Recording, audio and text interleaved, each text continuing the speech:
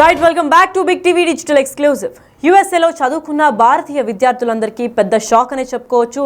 Trump second time president కావడంతో కొన్ని strict rules and regulations పాటిస్తున్నాడు. యుఎస్లో భారతీయ విద్యార్థుల్లో ప్రతి ఒక్కరి గుండెలో భయంగానే ఉంది. ఎందుకు అంటే చదువు కోసం F1 వీసాలపై అమెరికాకు ఏటా లక్షల మంది వస్తూ ఉంటారు. ఎస్పెషల్లీ ఇండియన్స్ వస్తూ ఉంటారు అనే విషయం మనందరికీ తెలిసిందే. అయితే ఖర్చుల కోసం పార్ట్ టైం ఉద్యోగాలు చేస్తూ వాళ్ళు సర్వైవల్ కోసం కానివ్వండి, లేదంటే ఆల్రెడీ చేసిన లోన్స్ క్లియర్ చేసుకోవడానికి వాళ్ళు పార్ట్ టైమ్స్ చేస్తూ ఉంటారు చదువుకోవడం కాకుండా.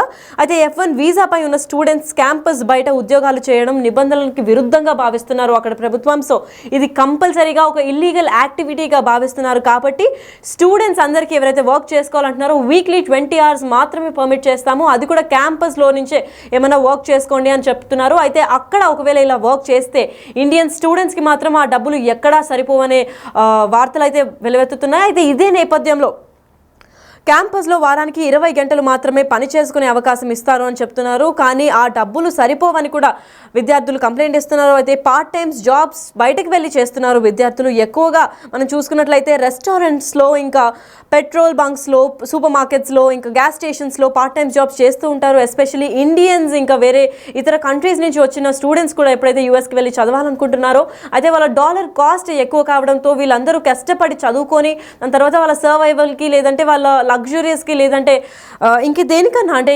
ఇంట్రెస్ట్లు లేదా లోన్స్ క్లియర్ చేయడానికి కూడా వాళ్ళు పార్ట్ టైం చేయాల్సిందే. ఖచ్చితంగా చేయలేకపోతే అటువంటి కంట్రీలో సర్వైవ్ కాలేరు అని వాళ్ళు ఉద్దేశించి చదువుకున్న అయిపోయిన తర్వాత పార్ట్ టైం జాబ్స్ కూడా ఇలా రెస్టారెంట్స్లో దీనిలో చేస్తూ ఉంటారు. ఇటీవల మనం ఇండియాలో చూసుకున్నట్లయితే ఎస్పెషల్గా Indian movie film actors students కూడా అక్కడికి ఎప్పుడైతే చదువుకోవడానికి వెళ్ళారో వాళ్ళు కూడా చేశామనే ఇంటర్వ్యూస్లో వెల్లడిస్తూ ఉంటారు.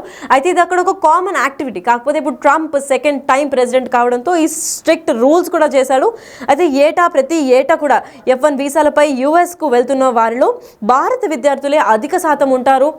అయితే మోస్ట్లీ ఇండియన్ స్టూడెంట్స్ యూఎస్కి మాస్టర్స్ కోసం వెళ్తుంటారని కూడా ట్రంప్ వెల్లడించాడు. అయితే గత ఏడాది F1 వీసాలపై అమెరికాకు వెళ్ళిన స్టూడెంట్స్ అంటే కేవలం భారతీయ విద్యార్థుల సంఖ్య కేవలం 3,30,000 మంది వెళ్ళారు. దాంట్లో స్పెషల్గా తెలుగు రాష్ట్రాల నుంచి అంటే సౌత్ ఇండియన్ తెలుగు స్టేట్స్ నుంచి మాత్రమే వేల సంఖ్యలో విద్యార్థులు వెళ్ళారు. అయితే యూఎస్లో మాస్టర్స్ చేయాలి అనుకున్న వాళ్ళు ఫ్యాషన్ డిజైనింగ్ కానివ్వండి, మాస్టర్స్ ఆర్కిటెక్చర్, సైకాలజీ ఏదన్నా కానివ్వండి, మాస్టర్స్ చదువుకోవాలని ఆసక్తిగా F1 వీసాకి అప్లై చేసుకుని కొన్ని సంవత్సరాలు వెయిట్ చేసి ఆ వీసా అప్రూవ్ తర్వాత వెళ్తూ ఉంటారు. డిగ్రీ అవ్వగానే, ఇంటర్మీడియట్ అవ్వగానే వెళ్తూ ఉంటారు.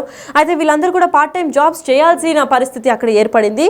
అయితే ఇప్పుడు కేవలం లాస్ట్ అకాడమిక్ ఇయర్ మనం చూసుకున్నట్లయితే 2023 to 2024 మనం చూసుకున్నట్లయితే యూఎస్కి వెళ్ళిన అంత లక్షలాది మందిలో 1355 మెంబర్స్ అంటే 1355 మంది తెలుగు స్టూడెంట్స్ మాత్రమే ఉన్నారు. కేవలం తెలుగు స్టూడెంట్స్ మాత్రమే వేల సంఖ్యలో ఉంటే మరి ఇతర రాష్ట్రాలు, ఇంకా నార్త్ ఇండియా నుంచి ఈస్ట్ వెస్ట్ అన్ని సైడ్స్ ఆఫ్ ఇండియా నుంచి, భారతదేశం నుంచి చాలా లక్షలాది మంది అక్కడికి యూఎస్కి వెళ్ళి చదువుకోవాలని ప్రయత్నిస్తున్నారు. కాబట్టి కొన్ని లక్షలాది సంఖ్యలో కూడా తెలుగు వాళ్ళే ఎక్కువగా ఉండడంతో అక్కడ వాళ్ళు మెన్షన్ చేసింది క్లియర్గా ఏంటి అని అంటే చాలా క్లియర్గా 20 hours మించి మీరు వర్క్ చేయకూడదు. ఎందుకంటే అది F1 వీసా రూల్స్కి విరుద్ధం. అండ్ ఆల్సో స్టూడెంట్స్ అంటే F1 వీసాకి ఎస్పెషల్గా స్టూడెంట్స్కి ఇవ్వాల్సిన వీసాని F1 వీసాగా ఇస్తారని మనందరికీ తెలిసిన విషయమే. అయితే F1 వీసా ఎప్పుడైతే స్టూడెంట్ వీసా అని అంటారో అది కేవలం చదువుకోవడానికి మాత్రమే. సో అక్కడికి యూఎస్కి ఇండియా నుంచి కానీ ఇతర కంట్రీస్ నుంచి కానీ వెళ్ళిన వాళ్ళు F1 వీసా వచ్చింది అంటే కేవలం చదువుకొని ఆ టాస్క్ అంటే ఆ చదువుకున్న పీరియడ్ ఎప్పుడైతే కంప్లీట్ అయిపోతుందో మళ్ళీ తిరిగి వాళ్ళ కంట్రీకి వస్తారన్న రూల్స్ అండ్ నియమ నిబంధనలతో ఓకే చేసుకున్న తర్వాతే వాళ్ళు వీసా అప్రూవల్ చేయడం జరుగుతుంది. దాని తర్వాత అట్లనే వాళ్ళు వ్యవహరించి అంతే డీసెంట్గా మళ్ళీ వాళ్ళ సొంత ఊరికి లేదా సొంత కంట్రీకి రావాల్సి ఉంటుంది. ఇది కాకుండా ఇంకా యాక్టివిటీస్ చేస్తారు అంటే అది ఇల్లీగల్ యాక్టివిటీస్ కింద వస్తుంది. సో వాళ్ళకి ఇక్కడి నుంచి వెళ్ళిన వాళ్ళకి డబ్బులు సరిపోవు కాబట్టి డెఫినెట్గా పార్ట్ టైం చేయాల్సి ఉంటుంది. అన్లెస్ వాళ్ళు ఎవరో మిలియనర్స్ కొడుకులు కూతుర్లు అయితే తప్ప మిగతా రెగ్యులర్ స్టూడెంట్స్, ఆర్డినరీ స్టూడెంట్స్ అందరూ కూడా డబ్బులు చేసి అంటే పార్ట్ టైం ఉద్యోగాలు చేసి డబ్బులు కూడపెట్టి దాని తర్వాత లోన్స్ క్లియర్ చేసి, లేదంటే వాళ్ళ సర్వైవల్కి, లేదంటే ఒక బీగలు ఏదైనా కొనాలంటే కూడా వాళ్ళు చాలా డబ్బులు సేవ్ చేసుకొని ఆ పార్ట్ టైం ఉద్యోగాలు చేసిన తర్వాతే వాళ్ళు చేసుకోవాల్సిన పరిస్థితి కనిపిస్తోంది. అయితే యూఎస్లో ప్రస్తుతం మనం ఇండియాలో చూసుకుంటే పిల్లల్ని యూఎస్కి పంపించడానికి స్టేటస్గా భావిస్తూ ఉంటారు ఇక్కడ ఇండియన్ పేరెంట్స్ కూడా, ఎస్పెషలీ సౌత్ ఇండియన్ పేరెంట్స్. మనం స్పెసిఫిక్గా మాట్లాడుకుంటే పిల్లలు ఎక్కడ చదువుతున్నారు అంటే మా పిల్లలు యూఎస్లో వెళ్ళారు, యూఎస్లో మాస్టర్స్ చేస్తున్నారు, యూఎస్కి చదువుకోవడానికి పంపించాము అని చెప్తుంటారు. ఈ వీసా ఇంత సులువుగా వస్తున్నప్పటికీ కూడా అక్కడికి వెళ్ళిన తర్వాత స్టూడెంట్స్ ఎన్ని పాటలు తిప్పలు పడుతున్నారన్న విషయం పేరెంట్స్ మర్చిపోతూ ఉంటారు. అయితే ఆ స్టేటస్ సింబల్ కోసం బేసిక్గా ఎవరైనా అడిగితే మా పిల్లల్ని బాగా చదివిస్తున్నాం, యూఎస్ అంటే వేరే కంట్రీకి వెళ్ళి చదివిస్తున్నాము, మేము బాగానే బతుకుతున్నామని చెప్పుకోవడానికి ఒక స్టేటస్ సింబల్ లాగా వాడుకునేదానికి ఇది చాలా కష్టంగా కూడా భావిస్తున్నారు. అయితే ఇదే నేపథ్యంలో ఎప్పుడైతే వాళ్ళు అలా భావిస్తారో దానికోసం లోన్స్ కూడా తీసుకొని పంపిస్తూ ఉంటారు. మిడిల్ క్లాస్ వాళ్ళు కానివ్వండి, విలేజర్స్ కూడా ఇప్పుడు మనం చూసుకుంటే చిన్న చిన్న గ్రామాల వాళ్ళు కూడా కూలి పనులు చేసుకునే వాళ్ళు కూడా వాళ్ళ కొడుకులు కూతుర్లు ఎక్కడ చదువుతున్నారో అంటే సిటీకి పంపించాము, లేదంటే ఇప్పుడు ఏకంగా యూఎస్కి పంపించామని చెప్తూ ఉంటారు.